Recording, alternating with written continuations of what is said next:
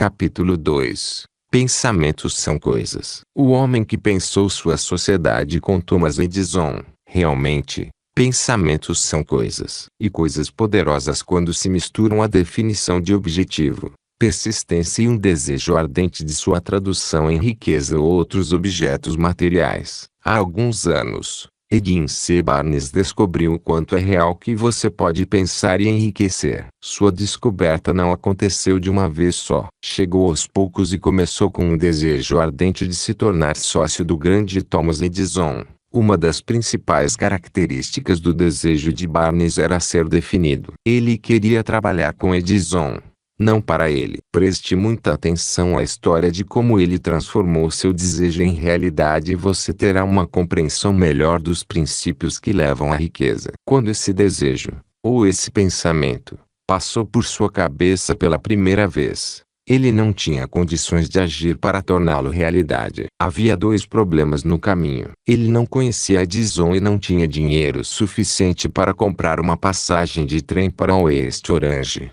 Nova Jersey, onde ficava o famoso laboratório de Edison. Esses problemas teriam desanimado a maioria das pessoas de tentar realizar seu desejo. Mas esse não era um desejo comum. O inventor e o vagabundo, Edwin C. Barnes, apresentou-se no laboratório de Edison e anunciou que estava ali para tratar de negócios com o inventor. Anos mais tarde, ao falar sobre esse primeiro encontro, Edison disse sobre Barnes: ele estava ali na minha frente, parecendo um vagabundo comum, mas tinha alguma coisa na expressão de seu rosto que transmitia a ideia de que estava determinado a conseguir o que tinha ido buscar. Anos de experiência com os homens me ensinaram que, quando um homem realmente deseja alguma coisa tão profundamente que se dispõe a apostar todo o seu futuro em uma única jogada para conseguir essa coisa, ele tem certeza da vitória. Dei a ele a oportunidade que pediu porque vi que estava decidido a ficar ali até conseguir o que queria. Eventos subsequentes provaram que não cometia um engano. Não pode ter sido a aparência do rapaz que abriu as portas para seu começo no escritório de Edison.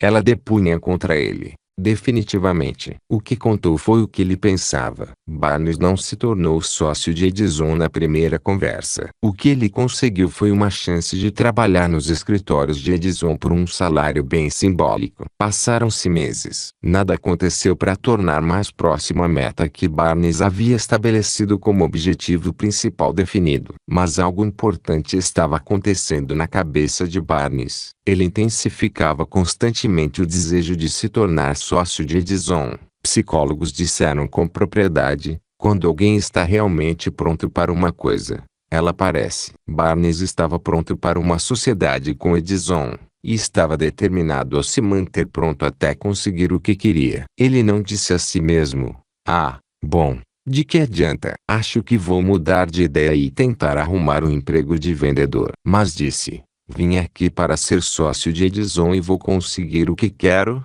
nem que leve o resto da minha vida. Ele estava falando sério. Que história diferente as pessoas contariam, se apenas adotassem um objetivo definido e o mantivessem até ele ter tempo de se tornar uma obsessão dominadora. Talvez o jovem Barnes não soubesse disso naquele momento, mas a determinação canina e a persistência em se concentrar em um único desejo desgastariam toda a oposição e o levariam à oportunidade que ele procurava. Quando a oportunidade surgiu, veio de uma direção diferente e com uma forma distinta das que Barnes esperava. Esse é um dos truques da oportunidade. Ela tem o hábito tímido de entrar pela porta dos fundos, e frequentemente surge disfarçada de infortúnio ou derrota temporária. Talvez por isso tantas pessoas deixem de reconhecer a oportunidade. Edison havia acabado de aperfeiçoar um novo aparelho, conhecido na época como máquina de ditado Edison. Seus vendedores não se entusiasmaram com a máquina. Não acreditaram que pudesse ser vendida sem um grande esforço. Barnes viu sua oportunidade. Ela havia chegado silenciosamente,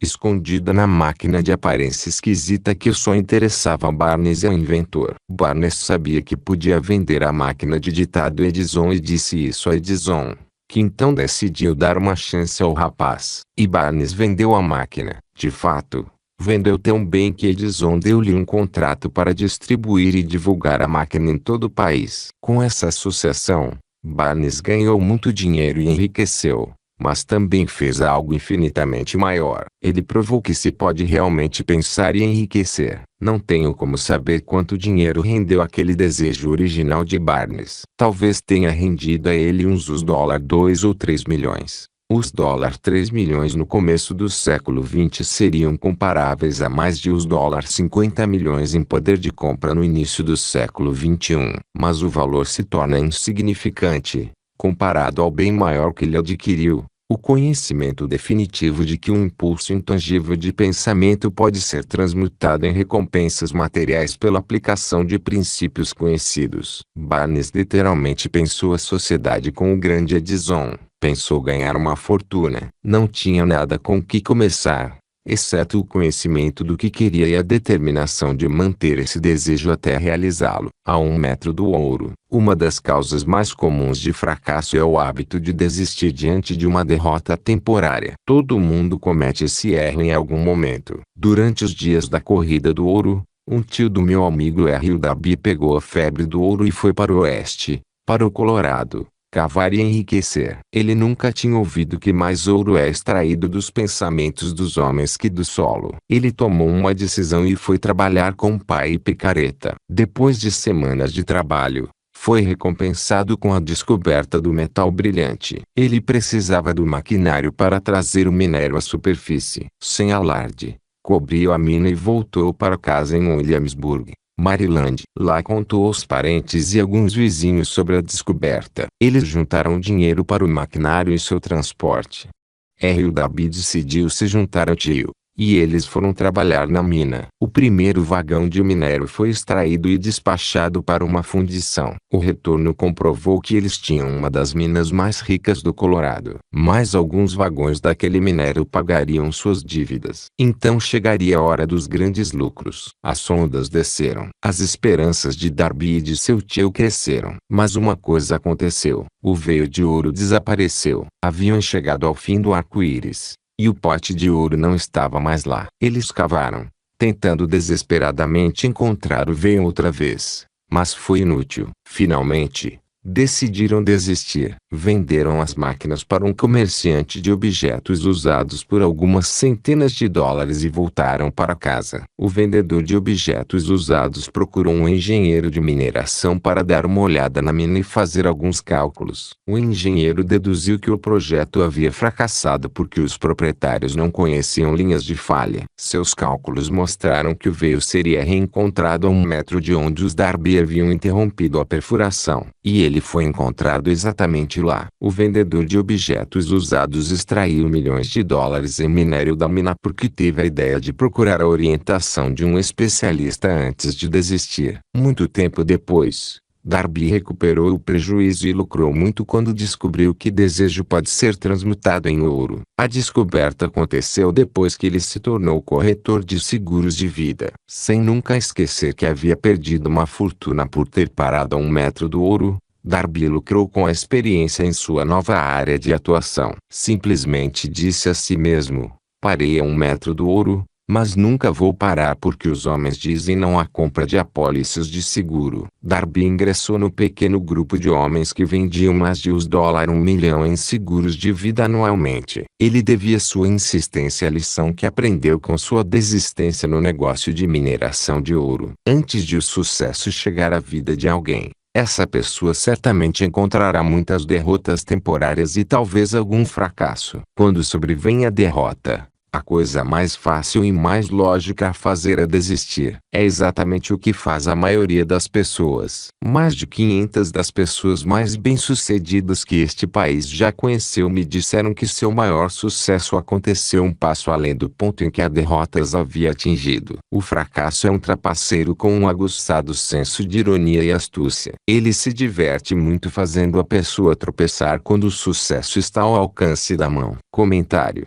a crença de Napoleão Hill, a de que todo fracasso traz nele a semente de um benefício equivalente, foi inspiração para o empreendedor e orador motivacional Aline Roth escrever seu livro Tijolo of Failure, publicado no fim da década de 1990. Não só conta a história pessoal de Wayne sobre usar seus fracassos como degraus para o sucesso, como também reconta histórias de outras pessoas bem-sucedidas que provam que os ricos e famosos só chegaram a esse patamar por causa da aprendizagem com seus fracassos. Pessoas como Jack Welch, o imensamente bem-sucedido CEO da General Electric, que no começo da carreira fracassou de maneira dramática quando uma fábrica de plásticos pela qual ele era responsável explodiu. O bilionário Charles Schwab foi um fracasso na escola e na universidade, reprovado 2 vezes em inglês básico por conta de um distúrbio de aprendizado, e depois fracassou em Wall Street mais de uma vez antes de ter a ideia que cresceu e fez dele um homem rico. Sylvester Stallone,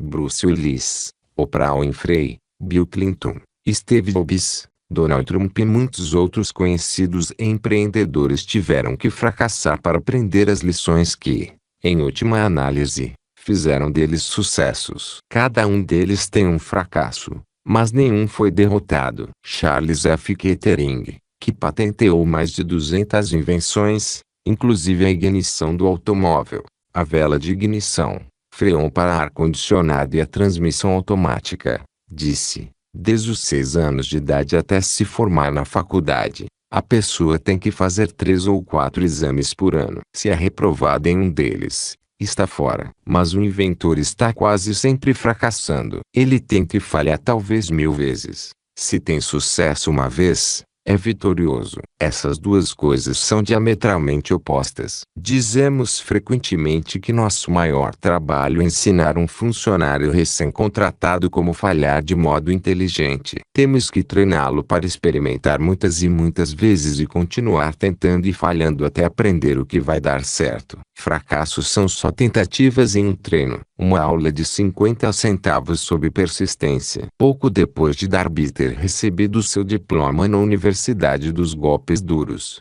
ele testemunhou algo que provou que não nem sempre significa não. Uma tarde, ele ajudava o tio a moer trigo em um moinho antiquado. Tio operava uma grande fazenda onde viviam vários agricultores arrendatários. A porta se abriu silenciosamente, e uma criança pequena, filha de um colono, entrou e se posicionou perto da porta. O tio levantou a cabeça, viu a criança e resmungou para ela: "O que você quer?" A criança respondeu mansamente: "Minha mãe disse para mandar 50 centavos para ela." "Não vou mandar nada", respondeu o tio. "Vá já para casa."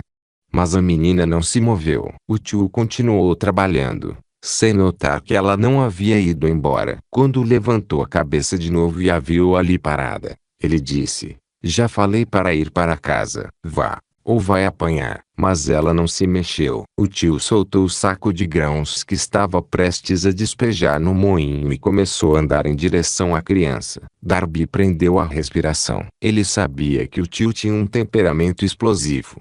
Quando o tio chegou ao local onde estava a criança, ela deu um rápido passo à frente, olhou nos olhos dele e gritou a plenos pulmões: "Minha mãe vai ter esses 50 centavos." O tio parou, olhou para ela por um minuto, pôs a mão no bolso, pegou $0,5 e deu a ela. A criança pegou o dinheiro e recuou lentamente em direção à porta, sem desviar os olhos do homem que havia acabado de vencer. Assim que ela saiu, o tio sentou-se sobre uma caixa e olhou pela janela, para o espaço, por mais de 10 minutos. Estava pensando admirado na chicotada que havia acabado de levar. Darby também estava pensando. Aquela era a primeira vez em sua vida que ele tinha visto uma criança dominar deliberadamente um adulto. Como ela fez aquilo? O que aconteceu para fazer seu tio perder a ferocidade e ficar manso como um cordeiro? Que estranho poder a criança usou que fez dela a senhora da situação? Essas perguntas passavam pela cabeça de Darby.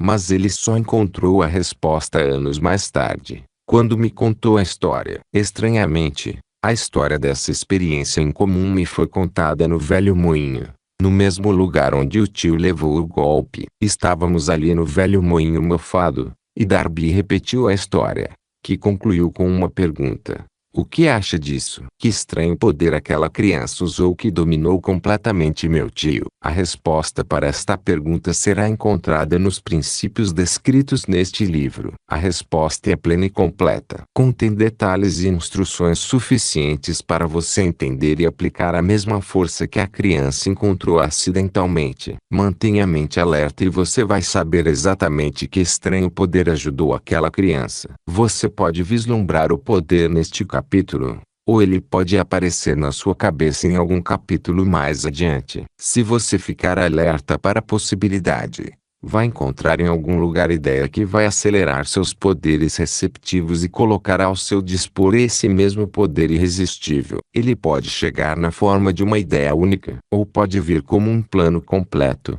ou um objetivo. Pode até fazer você voltar às suas experiências passadas de fracasso ou de derrota. E, assim, pode trazer à superfície alguma lição com a qual você pode recuperar tudo o que perdeu na derrota. Depois que expliquei a Darby o poder usado involuntariamente pela criança, ele refez mentalmente seus 30 anos de vendedor de seguros de vida. Quando reviu sua trajetória, ficou claro para ele que o sucesso era devido, em grande parte, à lição que havia aprendido com a criança. Darby assinalou: toda vez que um cliente potencial tentava me dispensar sem comprar a pólice, eu via aquela criança parada no velho moinho, os olhos brilhando desafiadores, e dizia a mim mesmo: tenho que fazer essa venda. A maior parte de todas as vendas que fiz ocorreu depois que as pessoas disseram não. Ele também lembrou seu engano de ter parado a apenas 1 metro do ouro. Mas, disse,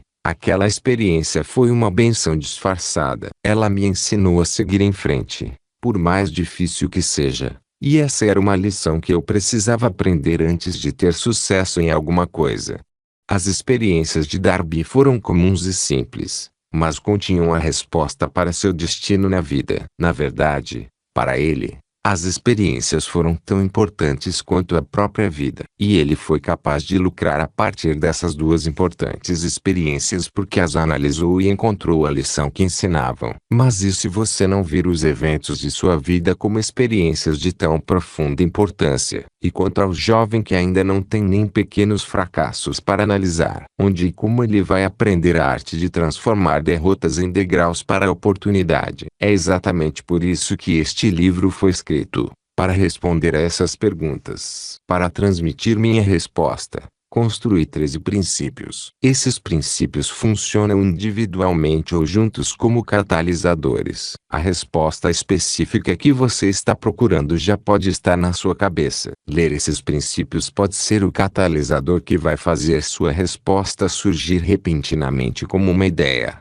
um plano ou um objetivo. Uma ideia sólida é tudo de que você precisa para alcançar o sucesso. Esses 13 princípios contêm os melhores e mais práticos meios e caminhos para criar ideias. Consciência de sucesso. Antes de continuar na descrição desses princípios, você precisa saber: quando a riqueza começar a chegar, vai chegar tão depressa e com tamanha abundância que você vai se perguntar onde ela esteve escondida durante todos aqueles anos magros. Essa é uma declaração surpreendente, especialmente quando você leva em consideração a crença popular de que a riqueza só chega para quem trabalha duro e por muito tempo. Quando você começar a pensar em enriquecer, vai observar que a riqueza começa com um estado mental, com definição de objetivo, com pouco ou nenhum trabalho duro. O que você precisa saber agora é como obter esse estado mental que vai atrair riqueza. Passei 25 anos pesquisando a resposta para essa pergunta,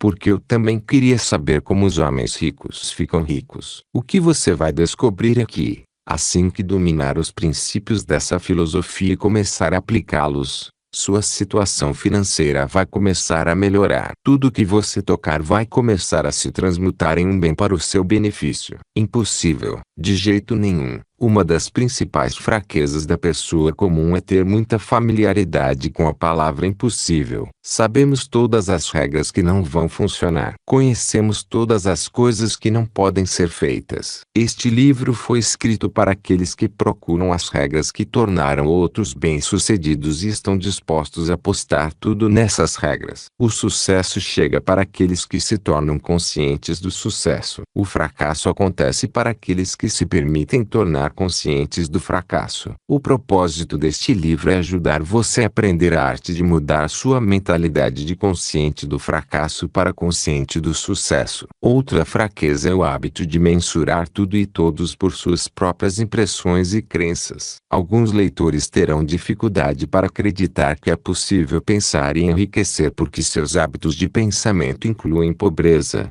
miséria, fracasso e derrota. Esse tipo de pensamento me fez lembrar a história do homem que chegou da China para estudar na Universidade de Chicago. Um dia, o presidente Harper encontrou esse rapaz no campus e parou para conversar com ele por alguns minutos. Ele perguntou que característica do povo norte-americano o rapaz considerava mais notável. Ora, respondeu o estudante, o formato incomum dos olhos.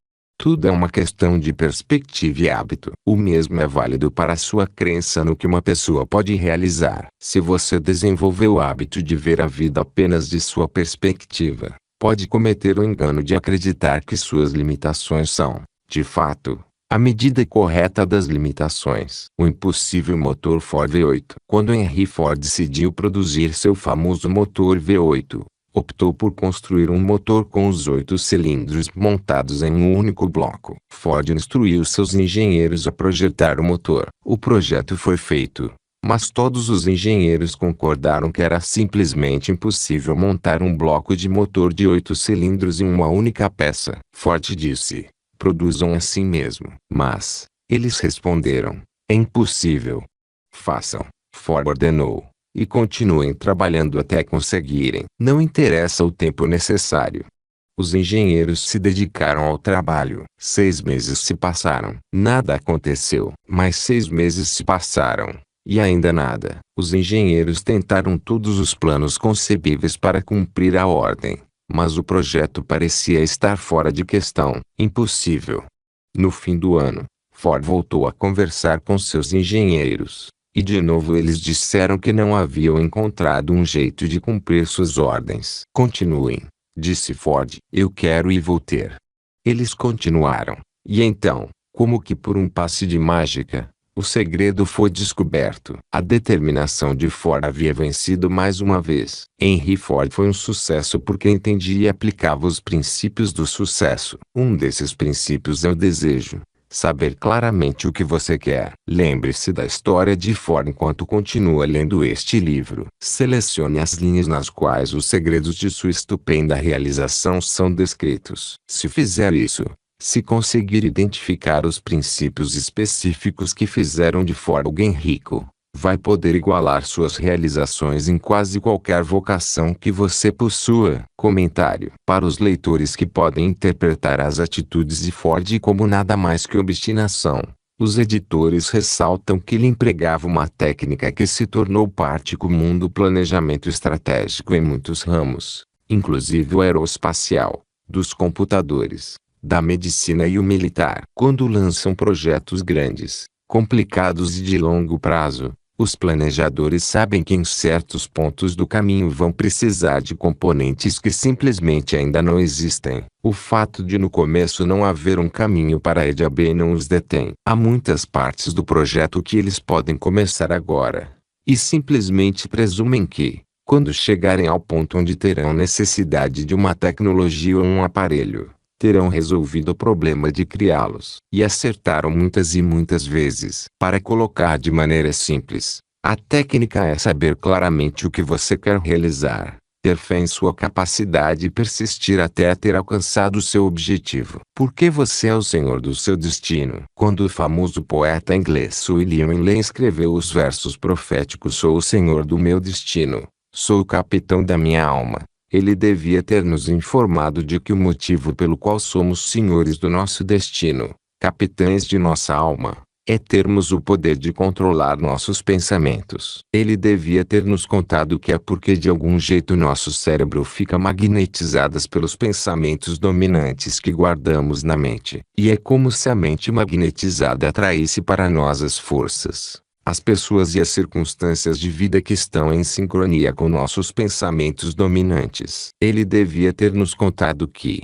antes de podermos acumular riqueza em grande abundância, temos que magnetizar a mente com um intenso desejo por riqueza. Temos que nos tornar conscientes do dinheiro até o desejo por dinheiro nos levar a criar planos definidos para adquiri-lo. Mas, sendo um poeta, Henley contentou-se em estabelecer uma grande verdade de forma poética, deixando para os que o seguiam a interpretação do significado filosófico de seus versos. Pouco a pouco a verdade se revelou, até eu saber com certeza que os princípios descritos neste livro contêm o segredo do domínio sobre nosso destino econômico. Princípios que podem mudar seu destino. Agora estamos prontos para examinar o primeiro desses princípios, e, enquanto o examinamos, peço que você mantenha a mente aberta. Enquanto ler, lembre-se de que esses princípios não foram inventados por mim, nem são invenção de ninguém. Esses princípios funcionaram para milhões de pessoas literalmente. Você também pode colocá-los para trabalhar para você e para seu próprio e duradouro benefício. Vai descobrir que não é difícil. É fácil. Há alguns anos, fui o patrono da turma da Salem College em Salem, Virgínia Ocidental. No discurso, enfatizei com tanta intensidade a necessidade de ter um desejo ardente que um dos formandos se convenceu completamente e fez disso uma pedra fundamental da própria filosofia. Aquele rapaz se tornou congressista e uma figura importante na administração do presidente Franklin D. Roosevelt. Ele escreveu para mim uma carta em que colocou com tanta clareza sua opinião sobre o princípio do desejo delineado no próximo capítulo que decidi publicar sua carta como introdução desse capítulo. Ela dá uma ideia das recompensas que virão. Meu caro Napoleão, minha atuação como membro do Congresso me fez conhecer os problemas de homens e mulheres, e escrevo para oferecer uma sugestão que pode se tornar útil para milhares de pessoas dignas. Em 1922, você discursou na formatura da Salem College,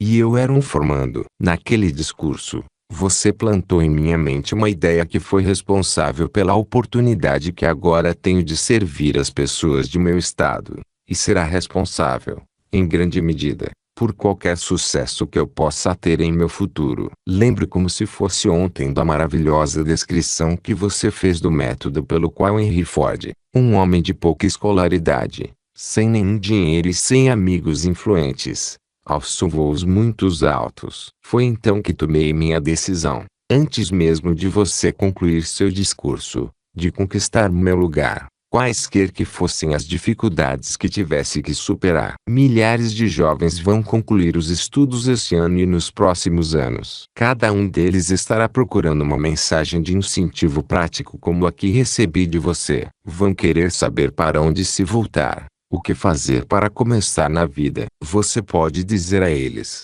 porque ajudou muita gente a resolver seus problemas. Existem hoje milhares de pessoas nos Estados Unidos que gostariam de saber como podem transformar ideias em dinheiro. Pessoas que têm que começar do zero, sem recursos, e recuperar suas perdas. Se alguém pode ajudá-las, essa pessoa é você. Se publicar o livro, eu gostaria de ter a primeira cópia que sair da gráfica, autografada por você. Com os melhores votos. Acredite, cordialmente, Jennings Randolph. Desde aquela época em 1922, vi Jennings Randolph progredir e se tornar um dos principais executivos de empresa aérea do país. Um grande palestrante motivacional e senador dos Estados Unidos pela Virgínia Ocidental. 35 anos depois de ter feito aquele discurso, foi um prazer retornar à Salem College em 1957 como orador do bacharelado. Na ocasião, recebi um diploma honorário de doutor em literatura da Salem College. Comentário. Para o começo da leitura do próximo capítulo, Os editores gostariam de reforçar a declaração anterior de que o que você está lendo não é só uma coleção de teorias das quais pode escolher o que quiser. Os 13 princípios de sucesso foram comprovados por experiências da vida real de uma longa lista de pessoas famosas e bem-sucedidas citadas anteriormente por Napoleão Hill. As técnicas também são praticadas e endossadas pelos especialistas contemporâneos e autores que os editores mencionaram. Seguindo a lista de Hill, mais de 60 milhões de pessoas compraram o livro que você tem agora em mãos. Se este livro teve tanto sucesso, certamente você deve dar a si mesmo a chance de ele para trabalhar por você também. Leia, não questione, faça isso. Se não, se achar que sabe mais que Napoleão Hill, se decidir escolher as partes em que vai acreditar ou que vai seguir e não alcançar o sucesso, você jamais saberá se o fracasso reside neste livro ou em você. Tudo que a mente do homem pode conceber e acreditar ela pode realizar.